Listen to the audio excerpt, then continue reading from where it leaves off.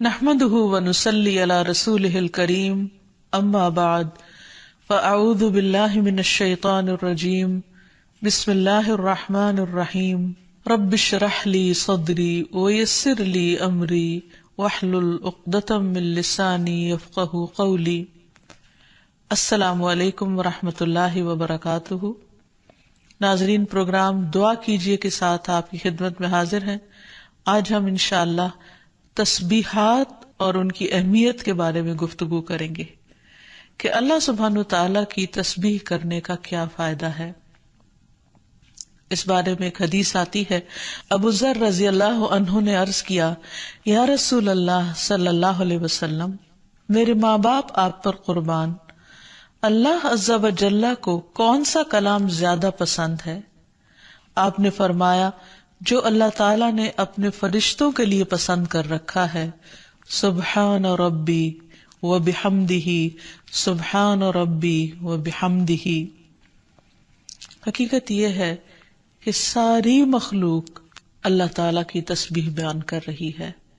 قرآن مجید میں آتا ہے، تسبح لہ السماوات السبع والارض ومن فیہن وَإِن مِّن شَيْءٍ إِلَّا يُسَبِّحُ بِحَمْدِهِ وَلَٰكِن لَّا تَفْقَهُونَ تَسْبِيحَهُمْ إِنَّهُ كَانَ حَلِيمًا غَفُورًا۔ ساتوں آسمان اور زمین اور جو کچھ ان میں ہے سب اس کی تسبیح کر رہے ہیں، بلکہ کوئی بھی چیز ایسی نہیں جو اس کی حمد کے ساتھ اس کی تسبیح نہ کر رہی ہو، لیکن تم ان کی تسبیح کو سمجھتے نہیں، کیونکہ ہر ایک کا اپنا اپنا انداز ہے۔ وہ بڑا بردبار اور معاف فرمانے والا ہے۔ سورۃ النور میں بھی اللہ سبحانہ وتعالیٰ فرماتے ہیں، أَلَمْ تَرَ أَنَّ اللَّهَ يُسَبِّحُ لَهُ مَنْ فِي السَّمَاوَاتِ وَالْأَرْضِ وَالطَّيْرُ صَافَّاتٍ كُلٌّ قَدْ عَلِمَ صَلَاتَهُ وَتَسْبِيحَهُ وَاللَّهُ عَلِيمٌ بِمَا يَفْعَلُونَ۔ کیا تم دیکھتے نہیں کہ آسمانوں اور زمین میں جو کچھ ہے اور فضا میں پر پھیلائے ہوئے پرندے سبھی کے سب یہ اللہ کی تسبیح کر رہے ہیں۔ ہر مخلوق کو اپنی نماز اور تسبیح کا طریقہ معلوم ہے، اور اللہ اسے خوب جاننے والا ہے جو وہ کرتے ہیں۔ بہت ہی خوبصورت آیت ہے جس سے یہ پتہ چلتا ہے کہ نمبر ایک، ساری مخلوق تسبیح کر رہی ہے، سب اللہ کے ذکر میں مشغول ہیں، ایک ذرے سے لے کر بڑے بڑے ستارے اور سیارے۔ اور پھر خصوصاً پرندوں کی بات کی گئی، یعنی زمین اور آسمان کی مخلوق تو کر ہی رہی ہے تسبیح، لیکن ان دونوں کے درمیان جو پرندے اڑتے ہوئے نظر آ رہے ہیں، اور بعض اوقات صفوں کی شکل میں، یعنی صف باندھے ہوئے یا پر پھیلاتے ہوئے اور سکیڑتے ہوئے یا اڑتے ہوئے، سب مل کر یا اکیلے اکیلے، یہ سب اللہ سبحانہ تعالیٰ کی پاکی بیان کرتے ہیں۔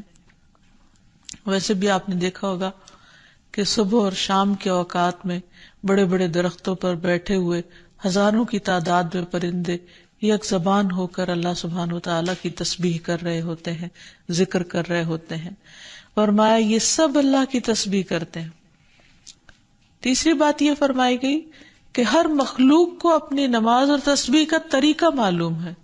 کس قدر دلچسپ اور خوبصورت بات ہے کہ پرندہ ہو یا چیونٹی ہو یا کوئی بڑے سے بڑا جانور ہو یا ستارہ اور سیارہ ہو، ہر ایک کو تسبیح بھی معلوم ہے، یعنی اللہ کا ذکر کیسے کرنا ہے، اور یہ بھی معلوم ہے کہ اس کا کام کیا ہے، وہ کیوں پیدا کیا گیا ہے، یعنی اس کو اپنے مقصد زندگی کا بھی معلوم ہے، اور پھر اللہ تعالیٰ کی عبادت اور اطاعت کے طریقے کیا ہیں، اس کے لیے کون سی راہیں مقرر کر دی گئی ہیں، یہ بھی اس کو خوب معلوم ہے۔ تو اس میں حیرت کی بات یہ ہے کہ اگر ساری مخلوق یہ جانتی ہے تو پھر انسان کا انجان بننا اس کے لیے کس قدر خطرناک ہے۔ اللہ تعالیٰ نے سب کچھ انسان کے لیے پیدا کیا، اور وہ ساری چیزیں انسان کی خدمت میں خوب لگی ہوئی ہیں، لیکن انسان کو جس کے لیے پیدا کیا گیا، انسان اس مقصد کو بھول گیا اور اپنے رب سے غافل ہو گیا. تو اس لیے اگر ہم تسبیح نہیں کریں گے تو ہم ساری کائنات سے الگ ہو جائیں گے. وہ سب تو اللہ کے وفادار، فرما بردار، تسبیح گزار، اور ہم اللہ سے غافل. یہ دل کیسے گوارا کر سکتا ہے؟ اس لیے زیادہ سے زیادہ اللہ سبحانہ وتعالیٰ کی تسبیح کرنی چاہیے. ایک حدیث سے یہ بھی پتہ چلتا ہے کہ چیونٹیاں بھی اللہ کی تسبیح کرتی ہیں. جب ایک موقع پر کسی نے چیونٹیوں کو جلا دیا تو اللہ سبحانہ وتعالیٰ نے ان سے یہی کہا کہ تم نے گروہوں میں سے ایک ایسے گروہ کو جلا دیا جو اللہ کی تسبیح بیان کرتا ہے، اور ویسے بھی آگ کا عذاب اللہ کے سوا کسی اور کو دینے کا حق نہیں. پھر اسی طرح جو کھانا ہم کھاتے ہیں وہ بھی اللہ کی تسبیح کرتا ہے. عبداللہ بن مسعود رضی اللہ عنہما بیان کرتے ہیں کہ ہم آپ صلی اللہ علیہ وسلم کے زمانے میں کھاتے وقت کھانے کی تسبیح سنتے تھے. یعنی نبی صلی اللہ علیہ وسلم سنوا سکتے تھے کہ کس طرح کھانا تسبیح کر رہا ہے. پھر اسی طرح فرشتے بھی اللہ تعالیٰ کی تسبیح کرتے ہیں، جس کا وہ اقرار خود کر رہے تھے کہ وَنَحْنُ نُسَبِّحُ بِحَمْدِكَ وَنُقَدِّسُ لَكَ، کہ ہم تیری حمد کے ساتھ تیری تسبیح کرتے ہیں اور تیری پاکی بیان کرتے ہیں. قرآن مجید میں سورۃ الشورى میں بھی آتا ہے وَالْمَلَائِكَةُ يُسَبِّحُونَ بِحَمْدِ رَبِّهِمْ، اور فرشتے اپنے رب کی حمد کے ساتھ اس کی تسبیح کرتے ہیں. یعنی تعریف بھی کرتے ہیں، تسبیح بھی کرتے ہیں. تسبیح کا مطلب ہوتا ہے اللہ تعالیٰ کو ہر عیب اور نقص سے پاک قرار دینا، اور حمد ہوتا ہے اللہ تعالیٰ کی تعریف بیان کرنا، یعنی اس کی خوبیوں پر اور اس کے کمالات پر اس کی تعریف کرنا. پھر اسی طرح وہ فرشتے جو عرش کو اٹھائے ہوئے ہیں وہ بھی اللہ تعالیٰ کی تسبیح کرتے رہتے ہیں. الذین یحملون العرش ومن حولہ یسبحون بحمد ربہم، جو فرشتے عرش اٹھائے ہوئے ہیں اور جو اس کے ارد گرد ہیں سب اپنے پروردگار کی حمد کے ساتھ اس کی تسبیح کرتے ہیں. ایک اور جگہ پر آتا ہے وَتَرَى الْمَلَائِكَةَ حَافِّينَ مِنْ حَوْلِ الْعَرْشِ يُسَبِّحُونَ بِحَمْدِ رَبِّهِمْ. نیز اس دن آپ دیکھیں گے، یعنی قیامت کے دن، کہ فرشتے عرش کے گرد حلقہ باندھے اپنے پروردگار کی تعریف کے ساتھ تسبیح کر رہے ہیں. پھر اسی طرح بعض مواقع پر جب وحی نازل ہوئی تو نزول وحی کے وقت حاملین عرش سے لے کر تمام انسانوں کے فرشتوں نے تسبیح کی. یعنی انسان کی ہدایت کے لیے اتنی بہترین کتاب اتاری جا رہی تھی. اور تسبیح فرشتوں کی خوراک بھی ہے. یعنی جیسے ہم انسان کھانا پینا کرتے ہیں، اسی طرح فرشتوں کو کسی مادی چیز کے کھانے کی ضرورت نہیں ہوتی، وہ ان کی تسبیح جو ہے وہی خوراک ہے. اس بارے میں حضرت عائشہ کہتی ہیں کہ میں نے نبی صلی اللہ علیہ وسلم سے پوچھا کہ دجال کے زمانے میں ایمان والوں کا کھانا کیا ہوگا. یعنی اتنا فتنے کا دور ہوگا اور ہر شخص چھپ جائے گا اور چاہے گا کہ وہ اس فتنے سے بچ جائے، تو پھر وہ کیا کھائے گا؟ آپ نے فرمایا جو فرشتوں کا ہے، یعنی تسبیح، تکبیر، تحمید، تحلیل، یعنی اللہ تعالیٰ کی حمد و ثنا کرنا، اللہ کا ذکر کرنا. اور تسبیح کیوں نہ کی جائے؟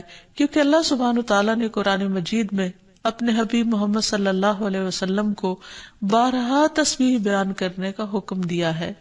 فرمایا فسبح باسم ربک العظیم، سو اپنے بہت عظمت والے رب کے نام کی تسبیح کیا کریں. پھر ہے سبح اسم ربک الاعلی، اپنے رب کے نام کی تسبیح کریں جو سب سے بلند ہے. پھر ہے فسبح بحمد ربک وکن من الساجدین، پس اپنے رب کی حمد کے ساتھ تسبیح کریں اور سجدہ کرنے والوں میں سے ہو جائیں. پھر نبی صلی اللہ علیہ وسلم کو ایک اور جگہ پر صبح و شام اللہ تعالیٰ کی تسبیح کرنے کا حکم دیا گیا. سورۃ طٰہٰ میں اللہ تعالیٰ فرماتے ہیں سو اس پر صبر کرو جو وہ کہتے ہیں، اور سورج طلوع ہونے سے پہلے اور اس کے غروب ہونے سے پہلے اپنے رب کی حمد کے ساتھ تسبیح کرو، اور رات کے کچھ اوقات میں بھی پس تسبیح کرو، اور دن کے کناروں میں بھی، تاکہ تم خوش ہو جاؤ.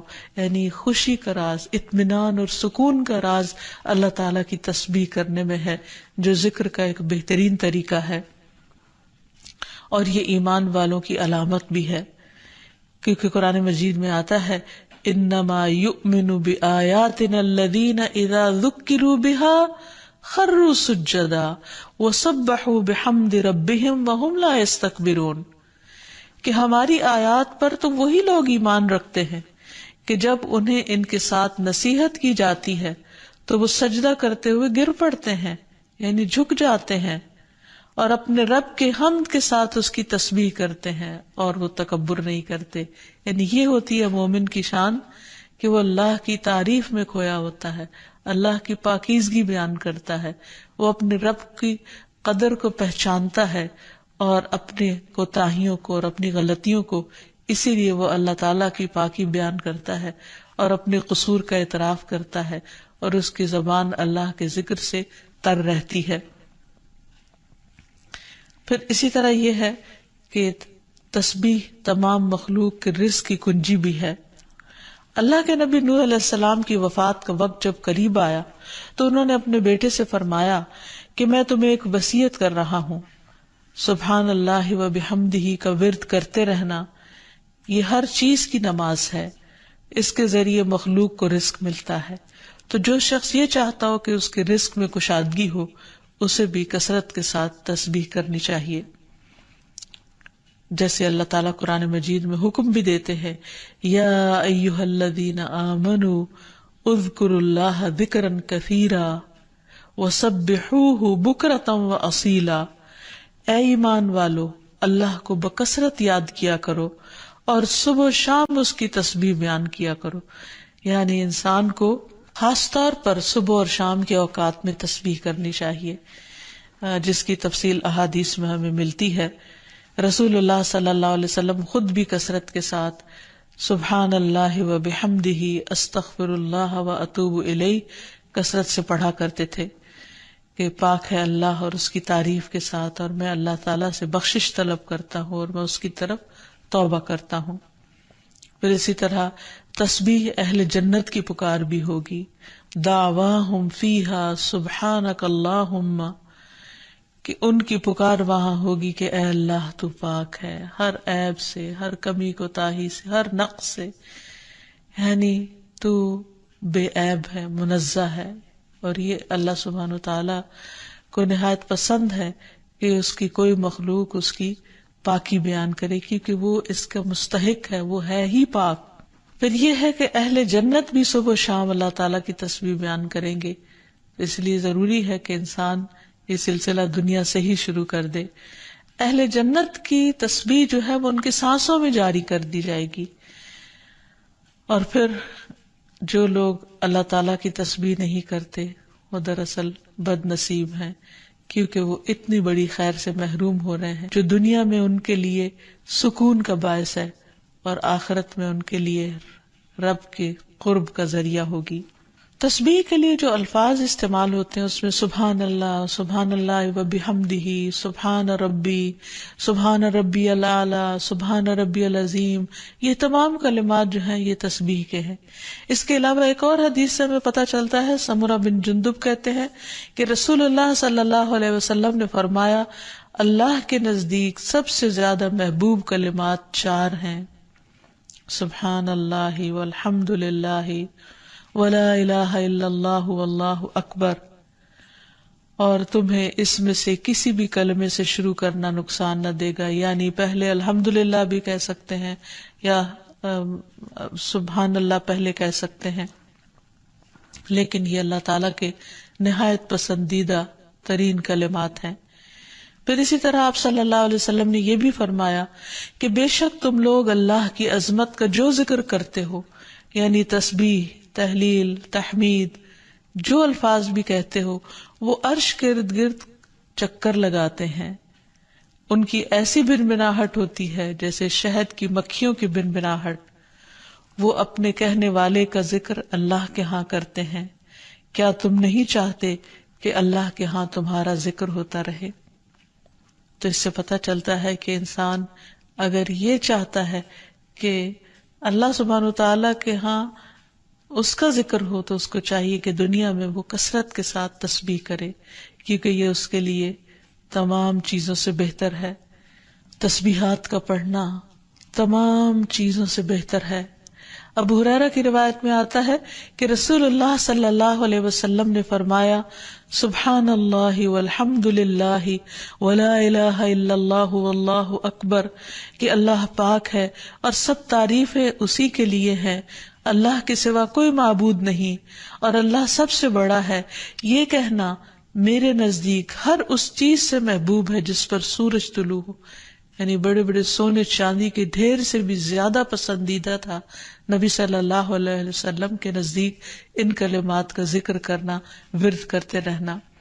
پھر اسی طرح یہ کلمات جو زبان پر بہت ہلکے ہیں اور میزان میں بہت بھاری ہیں اور الرحمن کو بہت ہی پیارے ہیں، وہ ہے سبحان اللہ و بحمدہ، سبحان اللہ العظیم۔ پھر ایک بار تسبیح پڑھنے سے زمین و آسمان بھر جاتا ہے۔ رسول اللہ صلی اللہ علیہ وسلم نے فرمایا، طہارت نصف ایمان کے برابر ہے، اور الحمدللہ کہنا میزان کو بھر دیتا ہے۔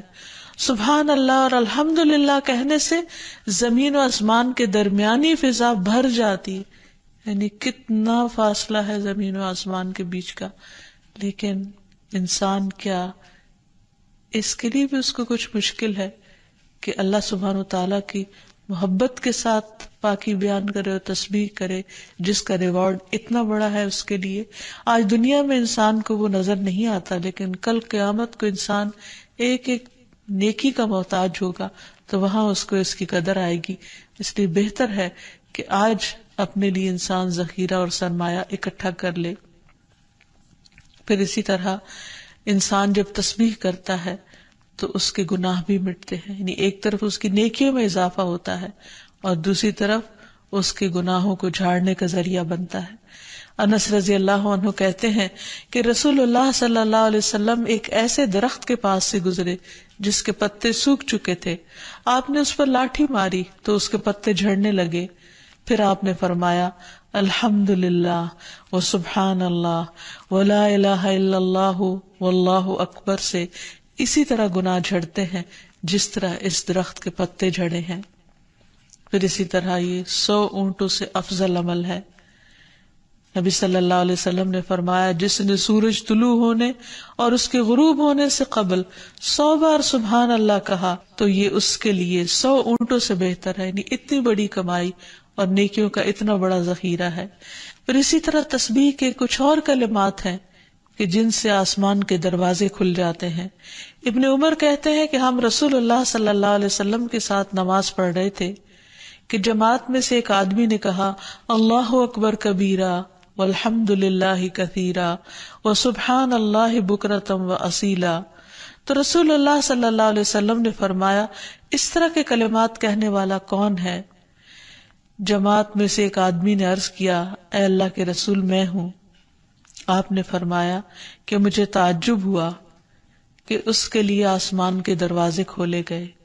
ابن عمر فرماتے ہیں کہ میں نے ان کلمات کو پھر کبھی نہیں چھوڑا جب سے اس کے بارے میں نے رسول اللہ صلی اللہ علیہ وسلم کو یہ فرماتے ہوئے سنا، کیا کہ اس شخص کے لیے آسمان کے دروازے کھول دیے گئے، یعنی ان کلمات کے پڑھنے کی وجہ سے۔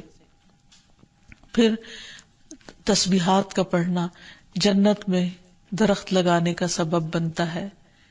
پھر اسی طرح انسان کے تمام جوڑوں کا صدقہ ہر روز اس پر واجب ہو جاتا ہے، اور یہ تسبیحات اس کے لیے ہر جوڑ سے صدقے کا باعث بنتی ہیں۔ پھر یہ ہے کہ تسبیحات عمر میں اضافے کا ذریعہ بھی بنتی ہیں۔ نبی صلی اللہ علیہ وسلم نے فرمایا، اللہ کے نزدیک اس مومن سے افضل کوئی نہیں جسے حالت اسلام میں لمبی عمر دی گئی ہو، اس کی تسبیح و تکبیر اور تحلیل کی وجہ سے۔ پھر اسی طرح انسان کے لیے یہ تسبیحات محرومی سے بچاؤ کا ذریعہ بھی ہے۔ رسول اللہ صلی اللہ علیہ وسلم نے فرمایا، کچھ دعائیں ایسی ہیں جن کو 100 مرتبہ پڑھنے والا کبھی محروم نہیں ہوتا۔ سبحان اللہ والحمد للہ ولا الہ الا اللہ واللہ اکبر، یعنی جب انسان کو کوئی حاجت ہو، کوئی ضرورت ہو، کوئی مشکل ہو، کوئی پریشانی ہو، تو اللہ سبحانہ وتعالیٰ کا ان الفاظ کے ساتھ ذکر کرنا شروع کر دے، تسبیح کرنا شروع کر دے، کیونکہ یہ باقی رہنے والی نیکیاں ہیں اور دنیا میں بھی انسان کو فائدہ دیتی ہیں اور آخرت میں بھی انسان کے لیے آگ سے بچاؤ کا ذریعہ ہے۔ حدیث میں آتا ہے رسول اللہ صلی اللہ علیہ وسلم نے فرمایا اپنا بچاؤ حاصل کر لو۔ صحابہ نے عرض کیا اللہ کے رسول کیا دشمن آ گیا؟ آپ نے فرمایا نہیں، لیکن جہنم سے تمہارا بچاؤ سبحان اللہ والحمد للہ ولا الہ الا اللہ واللہ اکبر سے ہے، اور یہی کلمات باقیات صالحات ہیں۔ پھر اسی طرح دل کی گھٹن اور سینے کی تنگی کا علاج بھی تسبیح میں ہے۔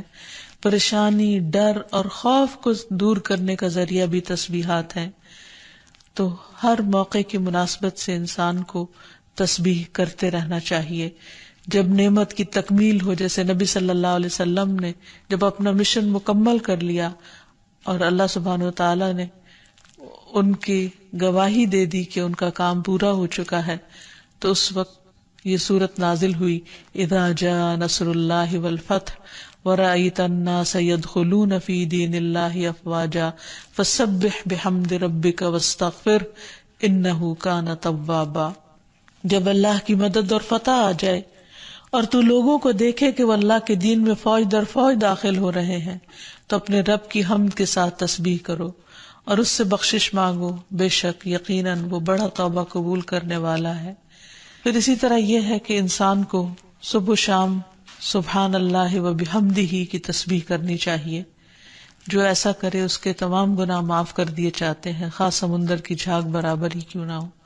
پھر خصوصاً فجر کے بعد انسان 3 بار یہ کلمات پڑھے، سبحان اللہ و بحمدہ عدد خلقہ ورضا نفسہ وزنۃ عرشہ ومداد کلماتہ۔ اللہ کی تعریف اور اسی کی پاکی ہے، اس کی مخلوق کی تعداد کے برابر، اس کی رضا اور اس کے عرش کے وزن اور اس کے کلمات کی سیاہی کے برابر، یعنی اللہ سبحانہ وتعالیٰ کی تعریف ہر چیز سے زیادہ۔ پھر اسی طرح یہ ہے کہ فجر کے بعد اور عصر کے بعد خصوصی طور پر تسبیح کا وقت ہوتا ہے اور ساری مخلوق اس وقت تسبیح میں مشغول ہوتی ہے۔ پھر رکوع اور سجدوں میں اللہ تعالیٰ کی تسبیح بیان کرنی چاہیے۔ نماز کے بعد تسبیحات فاطمہ پڑھنی چاہیے۔ سوتے وقت وہ تسبیحات پڑھنی چاہیے جو نبی صلی اللہ علیہ وسلم نے حضرت فاطمہ کو سکھائی تھی۔ پھر اسی طرح نبی صلی اللہ علیہ وسلم رات کو جب تک نیند نہیں آتی تھی مسلسل تسبیح کرتے رہتے تھے۔ پھر اسی طرح قرآن مجید پڑھتے ہوئے جو آیات آپ کو خوش کرتی ان پر آپ اللہ سبحانہ وتعالیٰ کی تسبیح بیان کرتے۔ پھر اسی طرح بجلی کڑکنے پر یسبح الرعد بحمدہ والملائکۃ من خیفتہ کا پڑھنا۔ پھر بلندی سے اترتے وقت سبحان اللہ کی تسبیح کرنا۔ پھر جب کوئی چیز انسان کو فیسینیٹ کرے، تعجب ہو، کوئی چیز حیران کرے یا اچھی معلوم ہو، اس وقت سبحان اللہ کہنا۔ یہ تمام چیزیں سنت سے ثابت ہیں۔ اللہ تعالیٰ سے دعا ہے کہ وہ ہمیں ان لوگوں میں شامل کر لے جو اس کی تسبیح کرنے سے محبت رکھتے ہیں۔ وآخر دعوانا ان الحمد للہ رب العالمین۔ السلام علیکم ورحمۃ اللہ وبرکاتہ۔